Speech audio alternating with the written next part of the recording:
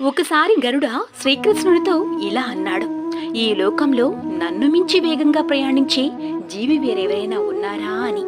అది విన్న శ్రీకృష్ణుడు ఏమీ చెప్పకుండా చిరునవ్వుతో అక్కడి నుంచి వెళ్ళిపోతాడు. అది చూసిన సుదర్శన చక్రం గర్వంతో శ్రీకృష్ణుణ్ణి ఇలా ప్రశ్నిస్తోంది, ఈ సృష్టిలో నా శక్తికి మించిన ఆయుధం ఇంకేదైనా ఉందా అని. దానికి శ్రీకృష్ణుడు అదే మౌనం, అదే చిరునవ్వు, అక్కడి నుంచి వెళ్ళిపోతాడు. ఇదంతా విన్న సత్యభామ, త్రేతాయుగంలో మీ భార్య సీత కన్నా నేనే అందంగా ఉన్నాను కదా, ఈ యుగంలో నా అందానికి సాటెవరున్నారు అని గర్వంగా అంటుంది. అప్పుడు శ్రీకృష్ణుడు మనసులో ఇలా అనుకున్నాడు, వీళ్ల గర్వానికి అహంకారానికి గుణపాఠం చెప్పాలి అని. గరుడను పిలిచి హిమాలయాల్లో ఒక మహావానరం తపస్సు చేస్తూ ఉంటుంది. అక్కడికి వెళ్ళి నీకోసం ద్వారకలో సీతాదేవి శ్రీరాములు ఎదురు చూస్తూ ఉన్నారు అని చెప్పిరా అని పంపిస్తాడు.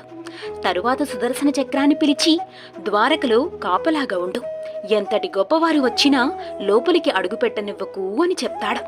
సత్యభామతో నీవు వెళ్ళి మహారాణిలా తయారవ్వు అని చెప్తాడు. గరుడ హిమాలయాలకు వెళ్లి హనుమంతుడితో శ్రీకృష్ణుడు చెప్పిన మాటలు చాలా గర్వంగా చెప్పడం మొదలుపెట్టాడు. ఆ మాటలు పూర్తవక ముందే హనుమంతుడు గరుడ కంటే 1000 రెట్లు వేగంగా దూసుకు వెళ్తాడు. గరుడ ఆశ్చర్యపోతాడు. హనుమంతుడు ద్వారక చేరుకుని రామునిలా ఉన్న శ్రీకృష్ణుడి ఎదుట వాలిపోతాడు. అప్పుడు శ్రీకృష్ణుడు అడుగుతాడు, ద్వారక వద్ద నిన్ను ఎవరూ ఆపలేదా హనుమా అని. హనుమంతుడు నవ్వుతూ, స్వామి, ఒక చక్రం ఆపాలని చూసింది, కాని దానితో యుద్ధం చేస్తే మీ దర్శనం ఆలస్యమవుతుంది అనిపించింది, అందుకే దాన్ని అమాంతంగా మింగేశాను అని సమాధానమిస్తాడు.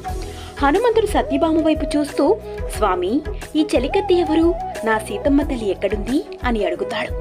ఇలా శ్రీకృష్ణుడు గరుడ, సుదర్శన చక్రం, సత్యభామ గర్వమును ఒక్క హనుమంతునితో సమాధానం చెప్పిస్తాడు.